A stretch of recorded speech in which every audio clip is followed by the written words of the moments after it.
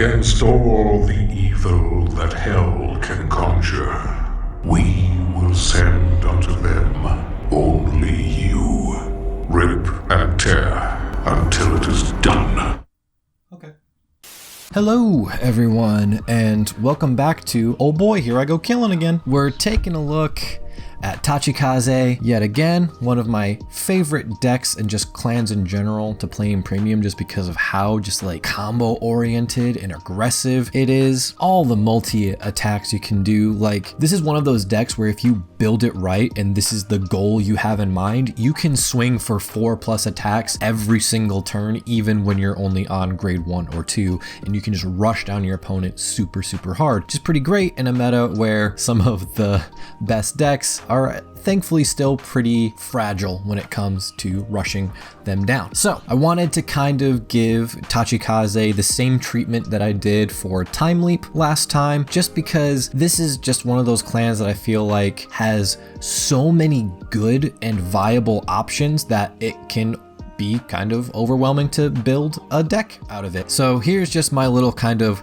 crash course into the clan in premium. And if you were wondering, like wanted an update to my previous Gaia deck, I will be putting my personal list that I'm running currently right now. But just like with Time Leap, that list is still kind of in flux, and I feel like it will continue to be in flux as the meta changes and shapes up. But that being said, all the cards I'm about ready to go over are the cards that I am considering and swapping in and out with the deck. So that being said, we'll just get right into it, and we'll start off by talking about what I kind of consider to be the core of the deck. And although we are kind of turning our backs on Gaia, you can still run Gaia if you want to, but now that we have Gigano Blazer, this is absolutely one of our best plays going first. There's another thing we could run too for going first, but we'll get to that later. This card just going first just provides us with so much advantage and so much setup that we are just set for the game if we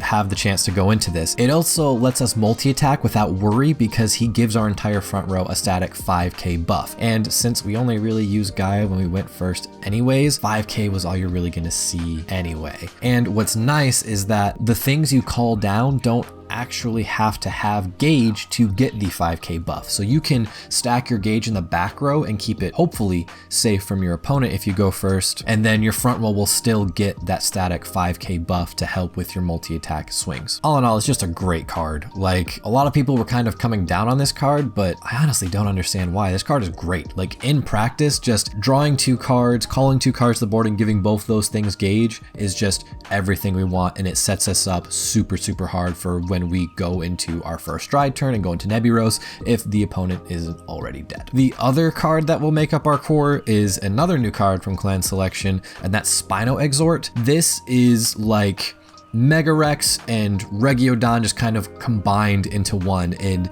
this is just so great.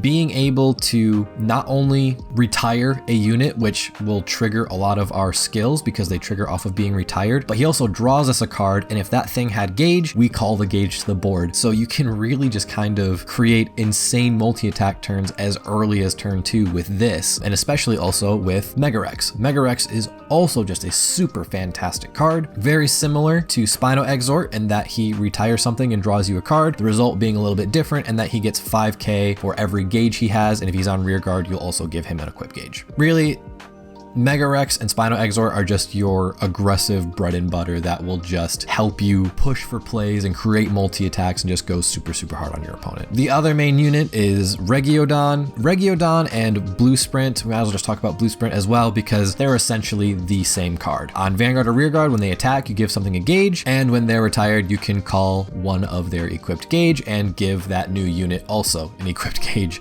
So this just, again, further fuels your multi-attacking and your plays, and this is why both Mega Rex and Spino Exhort are so important, because with Spino Exhort, for example, if you have 2 gauge on a Regiodon, you can call both of them and give them both a gauge. It's really good. And it just, especially if you happen to go first and you're on Gigano Blazer, you're giving a static 5k buff to your front row, like you're giving those things teeth to be able to hit with, and it's really good. Granted, hitting a defensive will still hurt, but there's ways around that as well. The last card I want to include as part of the core, and I think is honestly pretty necessary. This is one of those cards that you'll see run at like 3 to 4 of. Like sometimes people run this as their starter and also an additional 3 copies of in the deck because it's that good. You can also just run Dragon Egg or your minimum Carno, your ride and draw starter. Even then, still run 3 to 4 copies of this guy because on your Neburos turns, when you are engorging and eating your entire board, this guy turns himself into a soul, which can be relevant, and into 2 new cards on the board. So you can create 2 new attackers or create a whole new column, whatever you need. It's just so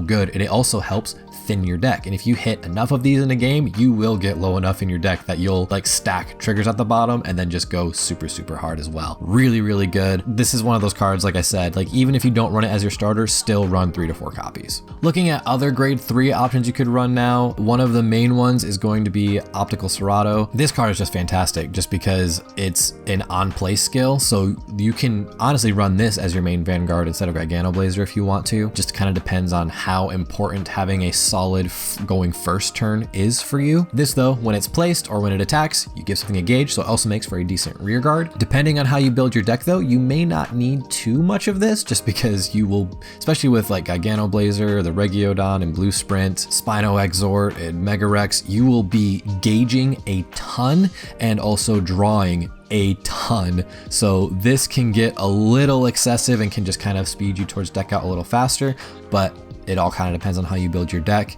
And if you want this to be your main Vanguard or Giganoblazer or just as a backup and a nice rear guard, this just can fill so many roles for you. We also have Heavy Arzine. Heavy Arzine is really great too, just because he's very similar to the Little Tyranno grade 0 in that when he is engorged and retired, you can do the same thing of counterblasting, checking the top 4 and calling 2 units. Only caveat with him is they have to be grade 3 or less.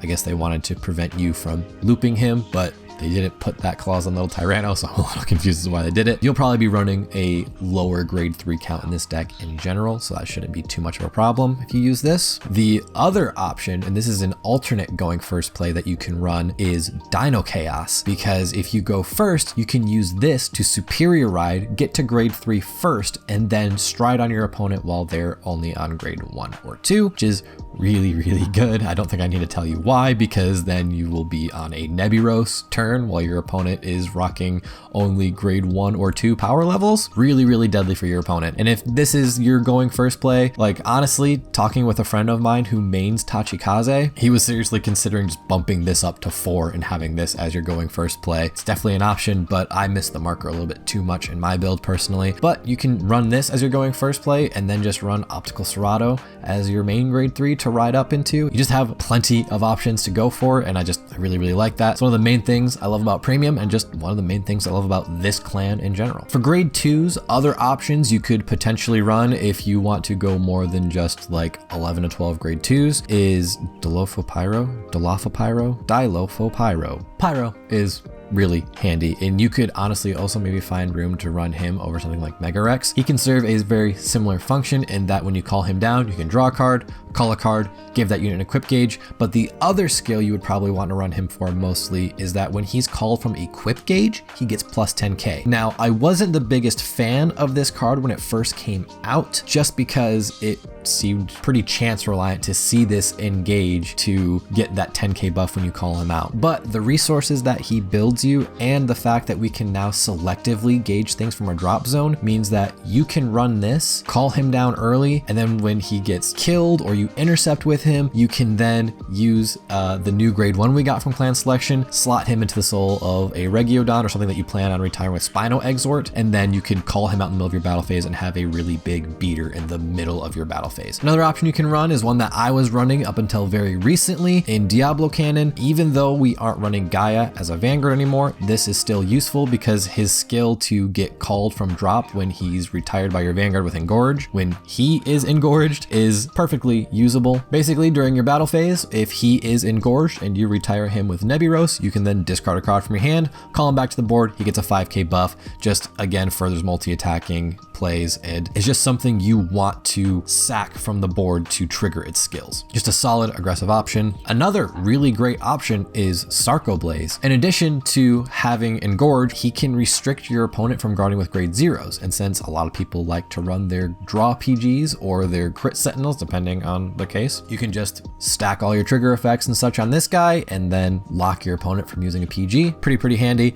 There's also the 2 Mammoths that can also help guard restrict your opponent, but I think I find Sarco Blaze used much more often. And lastly, this one isn't as necessary. I try to go over these in like order of their usefulness. This one is pretty handy if you're going really heavy with a lot of Engorge skills in your deck, because he essentially turns into a Mega Rex. Instead of getting a 5k buff for each equipped gauge he gets a 5k buff for each of your engorged units. And that 11k body can be pretty relevant if you were worried about getting rushed or something like that. For grade 1s, a lot of the times your grade 1s are going to be your gauge gainers in this build. You could run Turbo Smilodon in the grade 2s. I didn't mention it, but it is an option if you find yourself really needing gauge, but I personally never really find myself needing it that much, especially with the new stuff we've gotten with Regiodon and Blue Sprint. Your grade 1s are mainly going to be your gauge gainers, and it really just kind of comes down to what you are looking for and what you need from your gauge gainers. The main one that I think is the best is Savage Shooter, just because it lets you select what you gauge. A lot of the times when you're gauging something,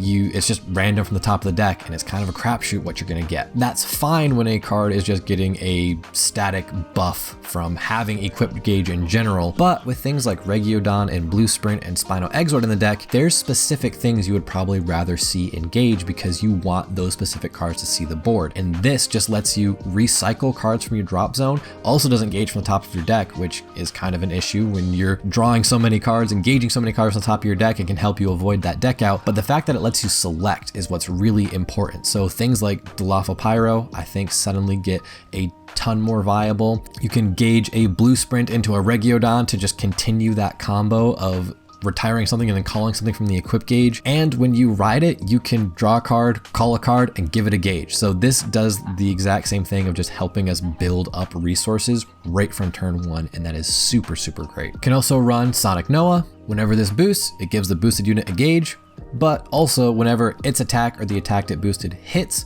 you can retire a rear guard and draw a card, so this can help us maintain advantage. But considering we run things like Blue Sprint and Regiodon, can also just turn itself into a new attack. This is especially useful if you are going second, because if you get this on your Vanguard and you have a Blue Sprint on board, you can just fill your board up and swing 4 times going second. And if your opponent's really unlucky and never hits a defensive trigger, or they just don't want to take all the hits, you're going to run their hand cards down and or push them for damage very early, which then sets you up for killing on your grade 2 turn. You can also run Lacerate Rex. Lacerate Rex gives himself a gauge when he's placed from hand, which is relevant because we do have a few ways to call from deck and also from gauge. So if you were to call this from gauge, you wouldn't get that. But when he's retired, you can Soul Blast 1 to add one of his equipped gauge to your hand. So this is just another card that can help you maintain resources. The fact that a deck this aggressive can have such big hands is pretty crazy. Zandilopho is also an option, one that you can continuously reuse to give something a gauge and also a small power buff if that interests you. Rorbario is also a very good option just because he uses Soul instead of Counterblast, and also he's just when placed. So whether you call him from your deck, from hand, from gauge, you'll be giving something a gauge, and you can also give that unit plus 5k for each gauge they have until end of turn. So this can be really useful for building beaters on your board. Next, we have Spread Amarga, which is also just a super fantastic card, just because whenever it's retired, buy anything, Counterblast 1, draw a card, call a card from your hand to the board, which just, again, furthers your aggressive plays, creates more attacks on board, more units. It's just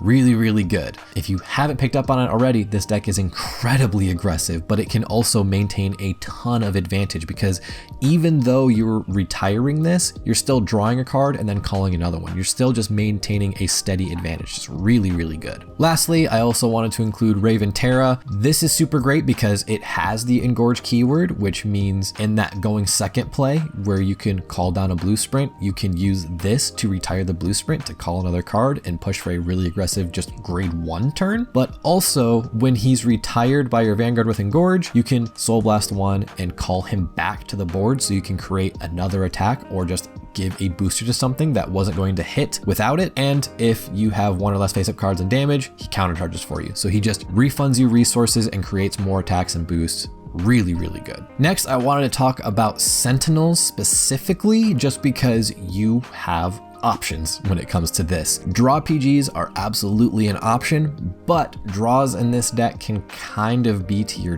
detriment, because with all the drawing and calling from deck, engaging from deck that you do, this can just put you closer to deck out, and depending on how hard you go in with those skills in the early game, these can end up killing you. But it shouldn't be discounted just because being able to stop any attack is pretty important. But that also brings up something like the Crit Sentinel, which is also totally viable. And if you're playing this deck to just sit there and rush your opponent down as quick as possible, maybe you don't care as much about being able to perfect guard something, and just having the hide shield value is enough, and also not having to run draws is enough for you. But I also wanted to include the Engorge Sentinel, just because with how aggressive this deck is, you may be interested in running something like this, which has the Engorge keyword. So if you unfortunately end up having to ride this, you can still have that opportunity to go for a super aggressive grade 1 turn. But his other skill is that when he becomes engorged at GB1 on rear guard, you can counterblast 1, and if you do, at the end of that turn, you bounce him back to your hand.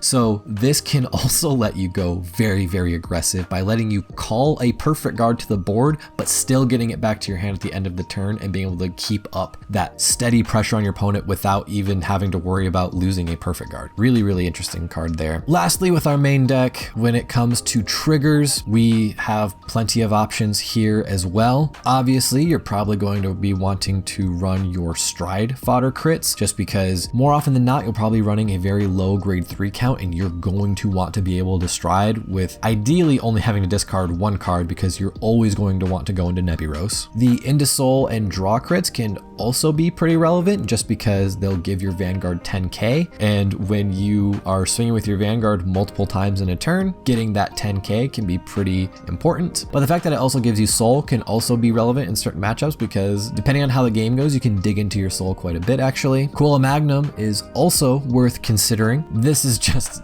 begging to be retired from the board, because when you do so, put it on the bottom of your deck, draw a card, give something plus 5k. Now you might be thinking that you just want to run either a mixture of crits and Cola Magnum, or maybe just crits, but I also don't think that fronts should be ruled out, just because, especially during a Neburos turn, it can be incredibly relevant to hit a front trigger after rebuilding your board. Because you'll be swinging so many times, that gives your opponent plenty of chances to check a defensive trigger, and since you'll be sacking all those things that attacked and then calling a whole new board most of the time, hitting a front trigger can be pretty clutch actually, because it gives things power that they wouldn't have otherwise had. So don't sleep on fronts, they're definitely just as viable as other things. And of course, you're going to be running heals, but whether or not you run just all V heals or a mixture of your resource gaining heals is up to you. Personally, I just run a full set of V heals, never really find a need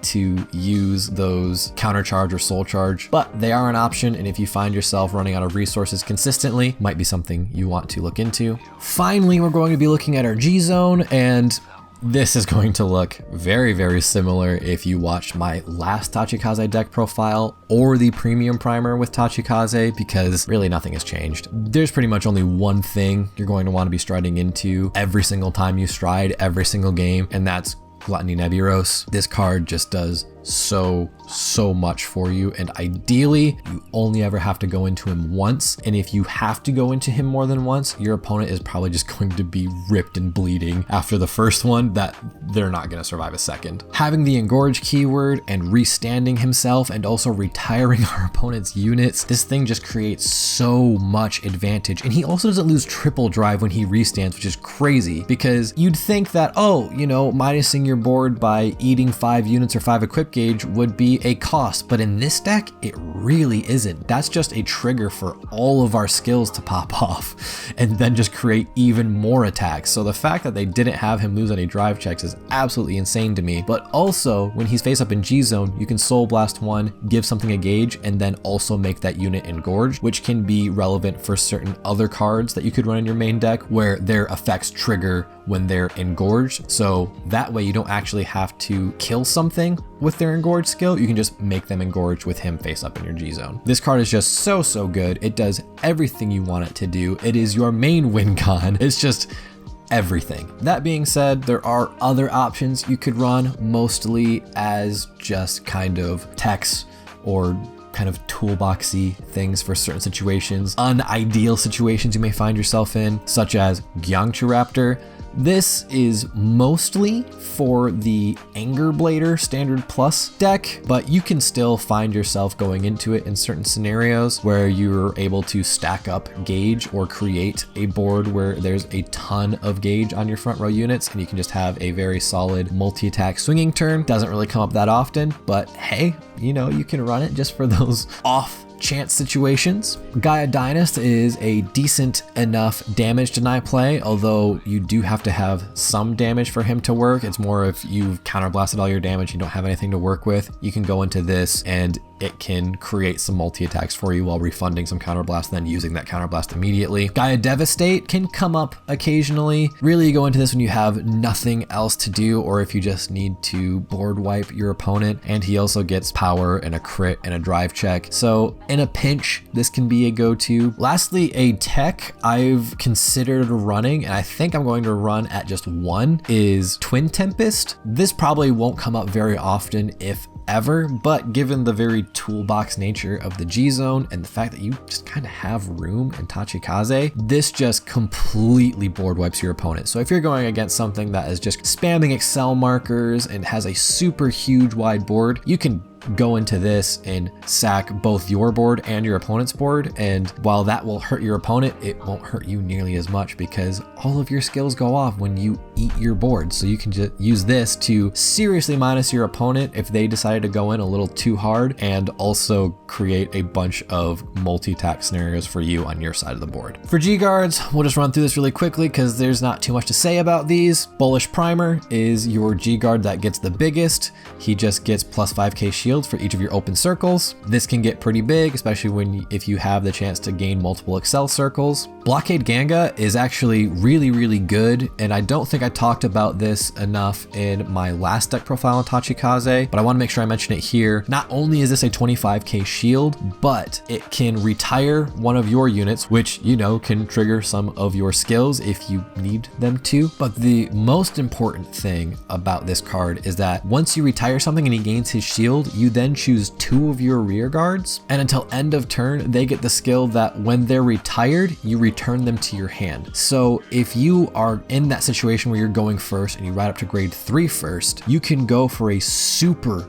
aggressive turn, and then if you're holding onto a heal trigger, this can mitigate any losses you might have, because your opponent is probably going to see your rear guards with a big red target if they're not already just planning on killing you in that first stride turn. But if they're going to sit there and try and swing at your rear guards, you can just deny them that, or make it so that you can intercept with your grade 2s and bounce them back to your hand. But the main purpose of this card is that it lets you go very aggressive and build a wide board early and avoid getting punished by letting those cards get bounced back to your hand. And lastly, there's the Morphalanx, who's literally just here to create GB1, which can be kind of relevant with certain cards. Not going to be that relevant that often, but also sometimes you need something to flip up with Bullish Primer. So there's that guy. There's what he does.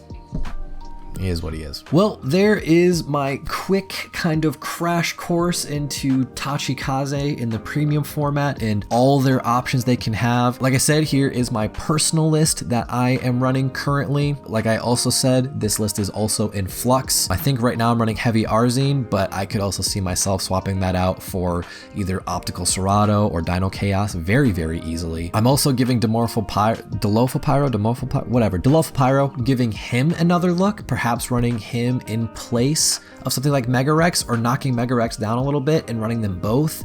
They both do pretty similar things. It's just, there's so many options that are all very, very good for Tachikaze and Premium, and I just really love this deck, just how aggressive it is, how much advantage it can generate. It's really, really good. It's also very, very fun. And I hope that if you haven't played Tachikaze before, or haven't thought about playing Tachikaze before, you give this deck a chance, because even though the aesthetic isn't for everybody of dinosaurs, the play style is just top notch in my opinion. Thank you so much for watching, everybody. I hope that this video has proved useful for you. If you can, do all the YouTubey stuff of liking, subscribing, commenting, let me know your thoughts, all that good stuff. Really does go a long way in helping this stuff. Also, hey, follow me on Twitch. We're going live every Saturday and every Tuesday, mostly just hanging out and chatting with you guys, but I'm sure we'll get to a point where we're playing some games, doing some testing and stuff soon too, other stuff in general. It's a really great time whenever I do that, so I hope you drop a follow and come and hang out sometime. But yeah, thank you so much for watching. Till next time. Without much sleep.